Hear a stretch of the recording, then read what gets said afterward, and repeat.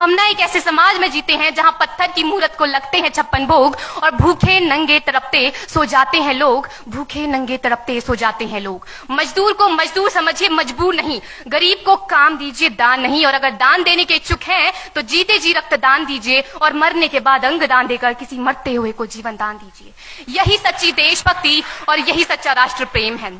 ना सरकार मेरी है ना रब मेरा है, ना सरकार मेरी है ना रब मेरा है, और ना ही ये बड़ा सा नाम मेरा है।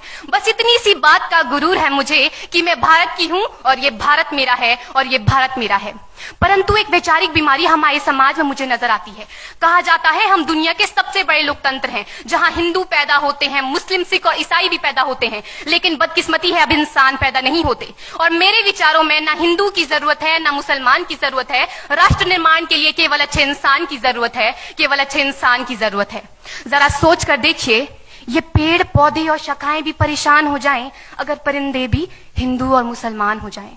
एक शैक्षणिक बीमारी भी हमारे समाज में मुझे नजर आती है, और बड़े ही आश्चर्य की बात है जिस देश ने पूरी दुनिया को तक्षशिला और नालंदा देकर के विश्वविद्यालय शिक्षा की बुनियाद रखी, आज विश्व के 100 सर्वश्रेष्ठ विश्वविद्यालयों में हमारा एक भी विश्वविद्यालय खड़ा नहीं हो पाता। जहां एक और हमारे पास IIT, IIM और NIT जैसे शिक्षण संस्थान हैं, तो वहीं दूसरी ओर इस देश के गरीबों को बेरोजगारी की जमात में खड़ा करने के लिए उनके हाथ में सर्व शिक्षा अभियान का झुंझुना पकड़ा दिया जाता है।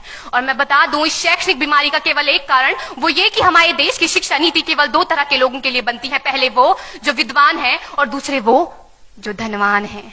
इसी तरह की कई गजब की बीमारियां हैं, और इन बीमारियों की जो जड़ है ना, वो हमारा अंधविश्वास। और मेरे विचारों में जब तक इस देश का युवा अपनी सफलता के लिए मंदिरों में जा जाकर नारियल फोड़ फोड़ कर भगवान को रिश्वत लगाता रहेगा, हमारे समाज का शिक्षित वर्ग ही बिल्ली के रास्ता काटने पर खड़े हो जाना, अपने धर्म अपनी जाति को ऊंचा मानकर दूसरों के धर्म की अवहेलना करता रहेगा, तब तक ना तो इस देश से अंधविश्वास खत्म होगा और ना ही हमारा राष्ट्र निर्माण संभव होगा।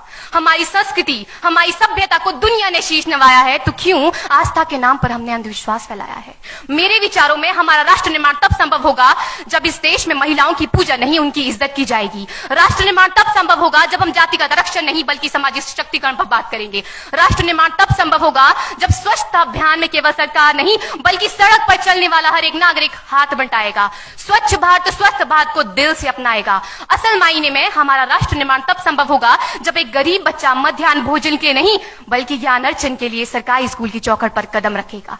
और हमारा राष्ट्र निर्माण तब तक संभव नहीं होगा जब तक एक नागरिक नैतिक रूप से सटीन, चारित्रिक रूप से भ्रष्ट, मानसिक रूप से दिवालिया, धार्मिक रूप से अंधा, राजनीतिक रूप से गंदा, स्वैच्छिक मान मूल्यों के आंकड़ों में जिन्न शिन्न पैपंदमयी अखंड भारत को खंड खंड करता रहेगा, तब तक हमारा राष्ट्र निर्माण संभव नहीं होगा।